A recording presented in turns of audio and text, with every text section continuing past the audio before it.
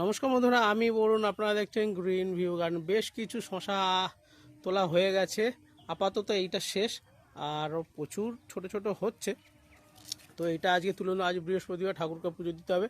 শুধু আজকে শশা ঠাকুরকে দেবো না, আরও একটা ফল আছে, সেটাও দেবো। তো প্রথমে শশাটা তুলে নিই, তারপর দেখাচ্ছি কোন ফলের কথা বলছি। শশাটা পাড়া হয়ে গেছে, বেশ মোটা হয়েছে, উপরে থেকে লাল হয়ে গেছে। এরপরে রাখলে এবারে দানা মোটা হওয়া শুরু হয়। এখনও পর্যন্ত কিন্তু এটা কচিই আছে। এবারে আর একটা ফলের কথা যেটা বলছিস তার কাছে যাওয়া যাক। সেটা হলো ড্রাগন ফল। এই একটা আছে, এটা তো খুব ছোট আছে, আর একটা বড় আছে ভিতরের দিকে আছে। এই দেখুন, আশা করি দেখে বুঝতে পারছেন। তো এটাও পেড়ে নিচ্ছি। জায়গাটা খুবই খারাপ অবস্থা, পিছন দিকটা অসুবিধা হবে, তো আমি পেড়ে নিয়ে তারপর দেখাচ্ছি।